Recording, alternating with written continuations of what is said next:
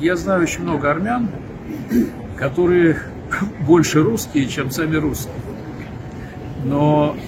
русские не могут быть большими армянами, чем руководство Армении.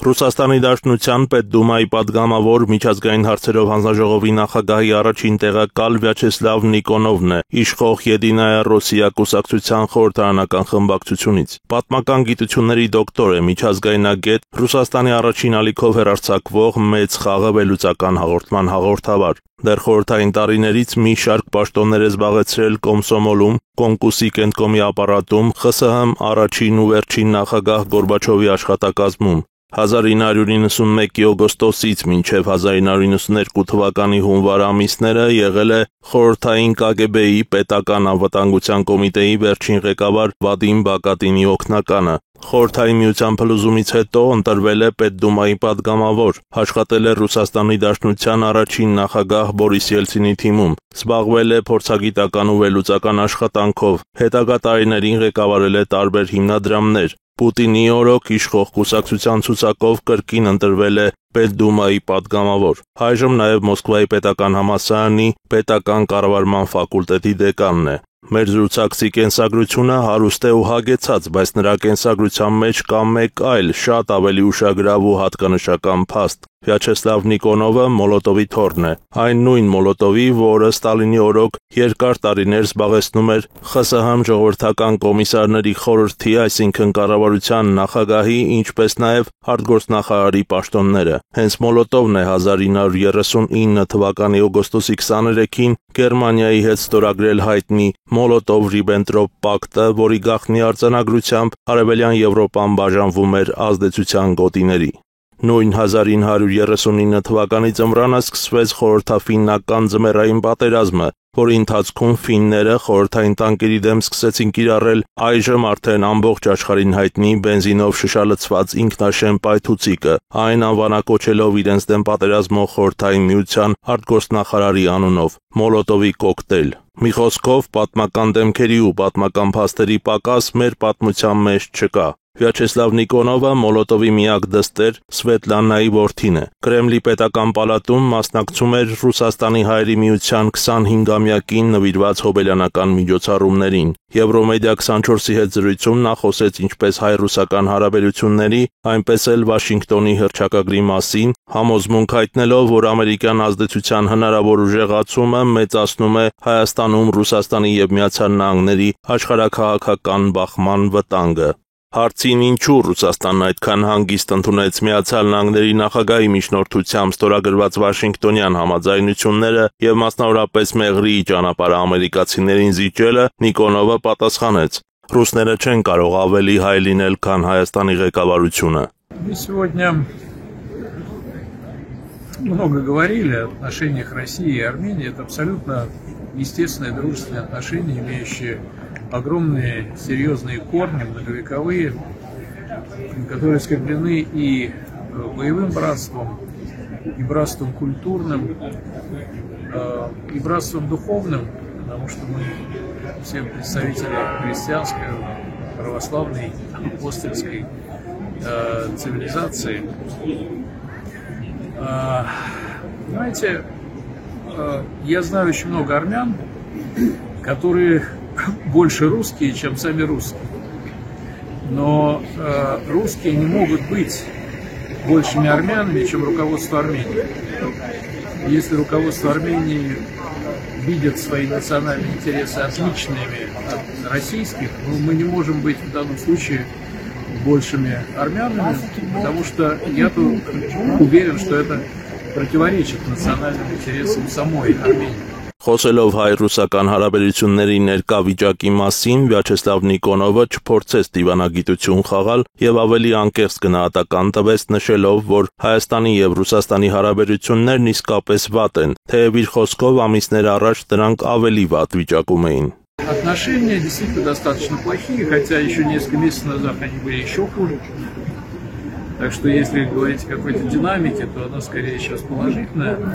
Հիշեցնենք, որ հայ-ռուսական հարաբերություններում վերջին տարիներին բարբերաբար ի հայտ եկող հակասությունների ու խնդիրների խորապատկերին ընթացիկ տարում Հայաստանի եւ Ռուսաստանի պաշտոնական շփումներում բավական ակտիվ դինամիկա է գրանցվել։ Նախ հունվարին Մոսկվայում տեղի ունեցավ Հայաստանի Հանրապետության արտգործնախարար Արարատ Միրզոյանի եւ Ռուսաստանի Դաշնության արտգործնախարար Սերգեյ Լավրովի հանդիպումը։ Մայիսի 9-ին վարչապետ Նիկոլ Փաշինյանը Մոսկվայի Կարմիր հրապարակում մասնակցեց ֆաշիզմի դեմ հաղթանակի 80-ամյակին նվիրված զորահանդեսին։ Մայիսի 20-ից 21-ը պատասխան այցով Հայաստան եկավ Սերգեյ Լավրովը, իսկ հունիսի 5-ին պաշտոնական այցով Երևան ժամանեց Ռուսաստանի Դաշնության Դաշնային ժողովի Դաշնության խորհրդի նախագահ Վալենտինա Մատվիենկոյի գլխավորած պատվիրակությունը։ Հուլիսին Նիկոլ Փաշինյանն աշխատանքային այցով մեկնեց Ալթայի Հանրապետություն, որտեղ հանդիպում ունեցավ Ռուսաստանի Դաշնության կառավարության ղեկավար Միխայիլ Միշուստինի հետ։ Հայաստանի վարչապետն ու Ռուսաստանի նախագահը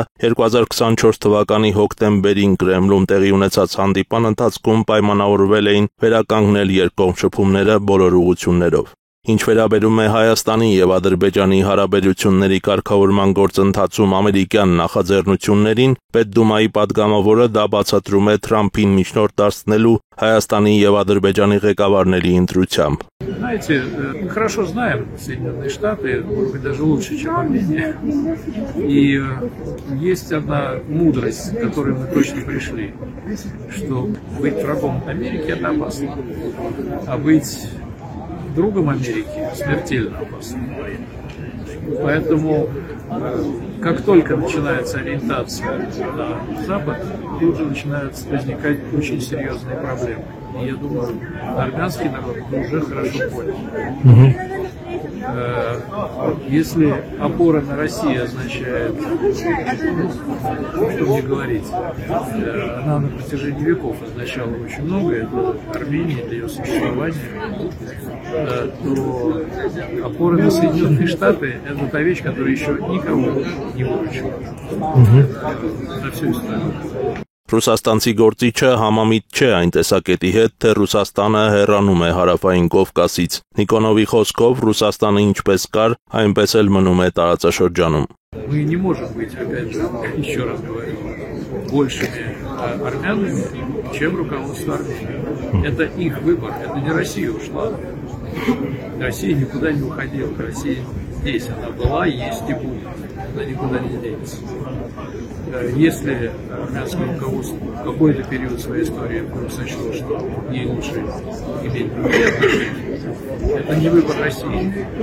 Россия всегда открыта к сотрудничеству, к помощи, если об этой помощи попросим. Այս համատեքստում ռուսաստանցի պաշտոնյան համաձայնեց այն տեսակետի հետ, որ Թրամփի ուղու իրականացումն ու ամերիկյան ազդեցության հնարավոր ուժեղացումը մեծացնելու է Հայաստանում աշխարհաքաղաքական բախման ватанга. Еще один вопрос, учитывая, что в Армении останется российская военная база и будет, как мы знаем, какое-то американское присутствие вот в рамках этой программы пути Трампа, это не повышает риск геополитического столкновения в Армении? Конечно, повышается. Вы что думаете, что американские базы это то, что может радовать Россию, что во всех американских документах написано, что Россия враг номер один, да, там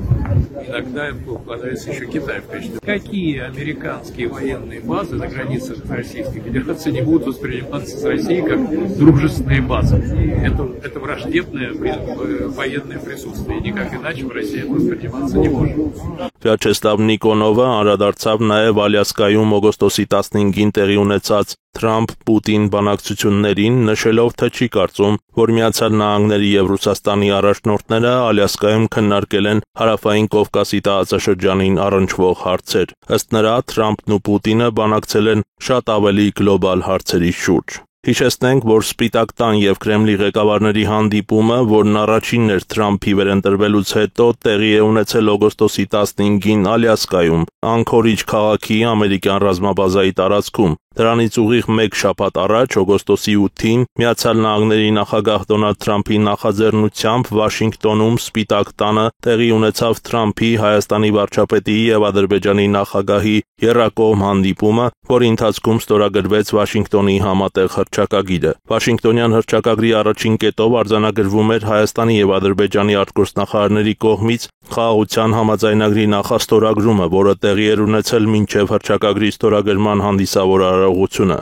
Երրորդ կետով կողմերը վերահաստատում են երկու երկրների միջև հաղորդակցությունների բացման կարևորությունը, ներառյալ Ադրբեջանի հիմնական մասի եւ Նախիջևանի ինքնավար հանրապետության միջև, այսպես ասած, անխոչնդոտ հաղորդակցությունը։ Իսկ չորրորդ կետի համաձայն Հայաստանի Հանրապետությունը աշխատելու է Միացյալ Նահանգների ու փոխադարձաբար համաձայնեցված երրորդ կողմերի հետ Հայաստանի տարածքում Թրամփի ուղի հանուն միջազգային խաղաղության եւ բարգավաճման հաղորդակցության ծրագրի իրականացման շրջանակը սահմանելու նպատակով։ Խոսքն Ադրբեջանն ու Նախիջևանը իրար կապող այն ճանապարհի կամ միջանցքի մասին է, որի վերահսկողությունը ըստ 2020 թվականի նոյեմբերի 9-ի հայտարարության 9-րդ կետի պետք է իրականացներ Ռուսաստանի Դաշնության անվտանգության դաշնային ծառայությունը։ Այդպիսով Թրամփը վերցրեց Հայաստանի եւ Ադրբեջանի միջև խաղաղարարի բոլոր դափնիները օվալաձև գրասենյակում մեծ վստահությամբ հայտարարելով, որ Հայաստանն ու Ադրբեջանը դադարեցնում են ավելի քան 35 տարի տևած հակամարտությունը